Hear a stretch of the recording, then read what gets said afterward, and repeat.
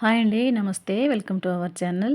ఈరోజు మన వీడియోలో కొన్ని కూరగాయలనైతే హార్వెస్ట్ చేసుకుందామండి. చాలా రోజుల తర్వాత అయితే ఈ విధంగా హార్వెస్ట్ అయితే చేస్తున్నాం. మనం గార్డెన్‌ని కొత్తగా అయితే స్టార్ట్ చేసాం కదా! అప్పుడప్పుడు హార్వెస్ట్‌లు అయితే వస్తున్నాయండి. ఈ మధ్య కొన్ని హార్వెస్ట్‌లు అయితే వీడియో తీసి పెట్టడం అయితే పెట్టలేదు నేను. సరే చాలా రోజుల తర్వాత మళ్ళీ మీతోటి కూడా ఈ హార్వెస్ట్ వీడియో షేర్ చేసుకుందామని చెప్పేసి ఈ విధంగా అయితే వీడియో అయితే తీస్తున్నానండి. చూస్తున్నారు కదా! ఇవి వచ్చేసి నేతి బీరకాయలనమాట. ఒక 2 బీరకాయలైతే వచ్చాయండి.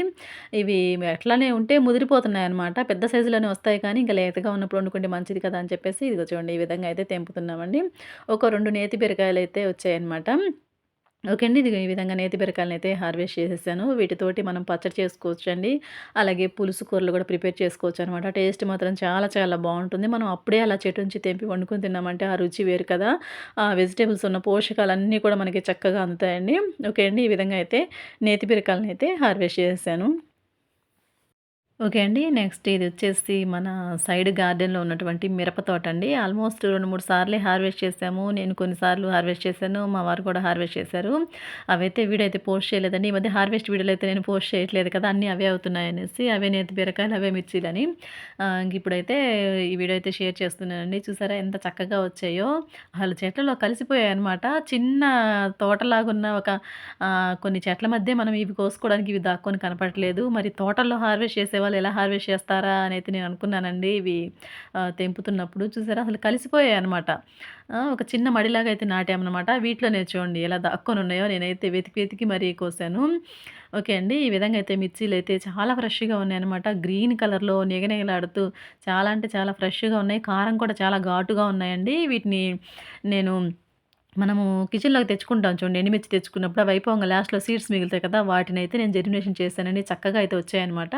అవి నాటితే మనకి ఇలాగ మిర్చిలైతే వస్తున్నాయండి. వారానికి ఒకసారి ఇంత మాత్రంలో అయితే వస్తాయండి. చూసారు కదా! నేనైతే పావు కేజీ ఉంటాయనుకుంటున్నాను. ఓకే అండి. ఈ విధంగా మిర్చీలు కూడా అయితే హార్వెస్ట్ చేశాను. ఓకే అండి. ఈ ఫ్రెష్‌గా ఉన్నటువంటి మిర్చిలు మీకు గనక నచ్చినట్లయితే తప్పకుండా వీడియోకి ఒక లైక్ చేయండి. అదే విధంగా ఈ సైడ్ చూడండి చామంతి పూలు కూడా ఉన్నాయన్నమాట. అవి ఇది రెండోసారి అయితే హార్వెస్ట్ చేస్తున్నానండి. ఇంక సరే అని చెప్పేసి మా వారి చేత అయితే కట్ చేపిస్తున్నాను పూలు. మగవాళ్ళని పూలు కోయమంటమే ఒక పెద్ద ఇది చూడండి వాళ్ళు ఎట్లా కోస్తున్నారో. సరే అని చెప్పేసి కొన్ని చామంతి పూలనైతే కట్ చేపిచ్చానండి. ఈయన కట్ చేశారనమాట. ఓకే అండి. ఇది మిర్చీలు అలాగే చామంతి హార్వెస్టింగ్. నెక్స్ట్ వచ్చేసి మనము బ్యాక్ సైడ్ ఉన్నటువంటి అక్కడే సైడ్ గార్డెన్‌లోనే కొన్ని అరటి ఆకులు కూడా ఉన్నాయండి. వర్షానికి ఇవి బాగా ఇట్లాగా చీలిపోతున్నాయన్నమాట. అరిటాకులను కూడా హార్వెస్ట్ చేసుకుందాము. ఈ అరిటాకుల్లో భోజనం మాత్రం చాలా అంటే చాలా శ్రేయస్కరమండి. అలాగే శ్రేష్టమనమాట.